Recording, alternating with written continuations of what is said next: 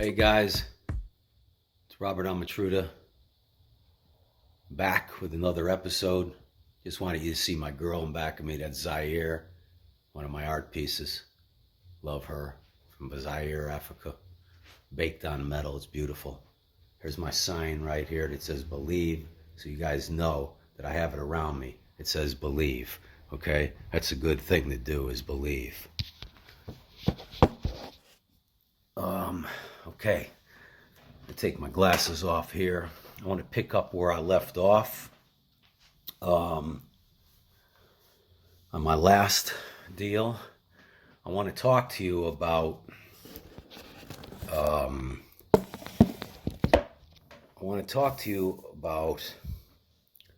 coronavirus. Okay, this trip around. A couple other things I'm going to mention here, but this virus, I want you guys. You're in grade school, your high school, college, after college, you're all those ages. You got to pay attention here. Make sure you're paying attention. This is serious. And you guys are going to be in the forefront later on. No one has ever gone through this. So be positive about it. Listen to everybody. Stay in. Do the social distancing. Wash your hands constantly. Try to think about who you could infect or not, and do that and listen to everything that's going on. Okay, I mean, it's very, very important, because this is going to stabilize this thing and we're going to get through it. And as soon as we get a vaccine, everybody's going to get back to work and everything is going to be good. But just pay attention. It's serious. The other thing I want you to do with this is really think about the first responder people, the people in all the hospitals, especially. Every one of them who's working in the hospitals or bringing stuff to the hospitals, delivering whatever in trucks, everybody like that, everybody in grocery stores, that kind of thing that's in demand, that they're in the front lines all the time. Say prayer is one thing, but write it down, man. Write it down and say a big thank you to all those doctors and nurses and everybody that has everything to do with the front line, and drop it off in your local hospital, in a nice little card. It means so much in words. A thank you goes so far in a time like this. And they are it. They want to work and get it done and get rid of this disease, and they want us to do our part and stay home. And we need to do that. We need to stay strong for them and everybody else. So with that said, I'd also like to move on to a couple things that eat away at me as well, and I think they're very important for the youth and mentoring youth, and you guys to get involved and stay involved. If you see something, you say something.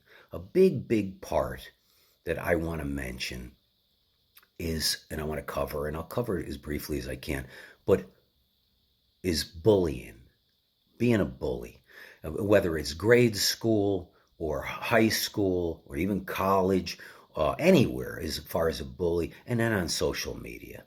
You really need to pay attention to that and help kids that are being bullied if you see it. They're feeling alone, that no one likes them, they're not popular, they're introverted, they're all alone in that situation, and no one is reaching out to them except the bully keeps making their life miserable, where they cry every day to go to school and to go home from school. It's wrong.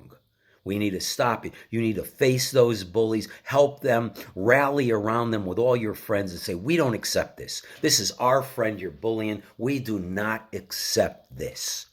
I tell my girls, my daughters, that. I used to tell them in grade school, and there wasn't so much of that ever going on there. And then high school I was worried about, because they went from a couple hundred kids in grade school, of kids from all over the planet, to 3,500 kids at Beverly Hills High. All right, and I knew that was going to be traumatic, but they could handle it. They were ready for that at the time. But I used to say to them all the time, and they're only a year apart, the two that went there.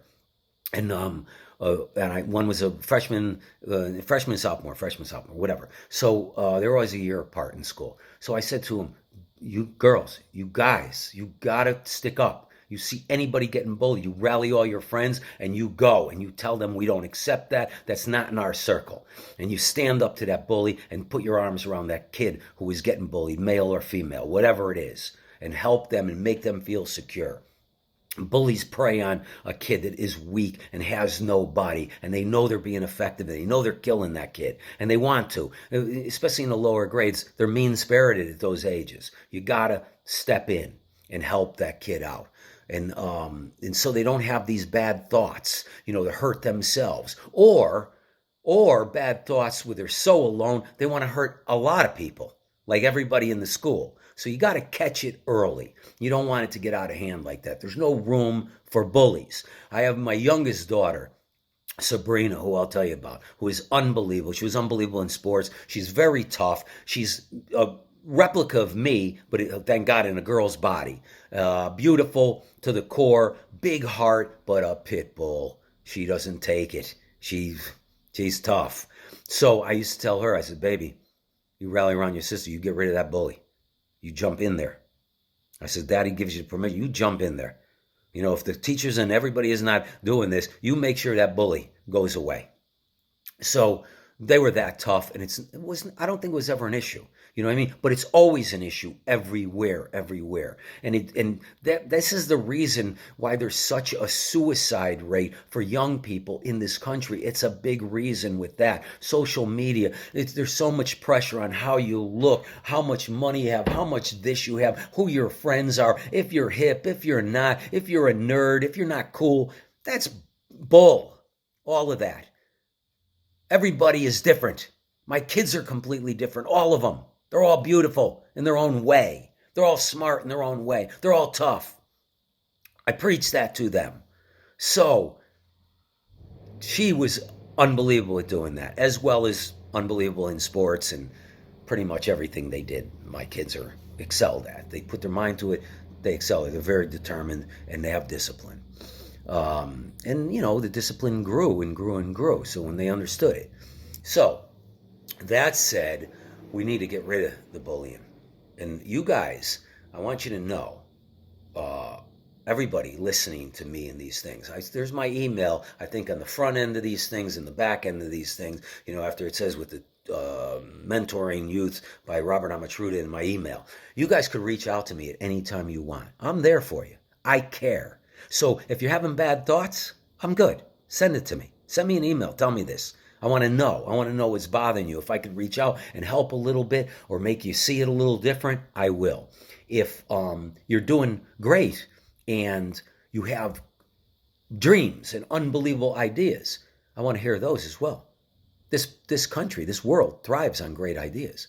The great people who had great ideas and shared them are the ones who excel and have greatness, shows it to the world. So email me, whatever you're feeling, good or bad. I care.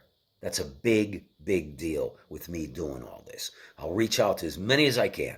I don't know how this is going to work anyways, but, I hope it works great and I could go out and do this, on a one-on-one or group-on-group in-person thing as well at some point, which I think we're going to hit that. So, that being said, what else did I want to hit? I think that's it for today in this.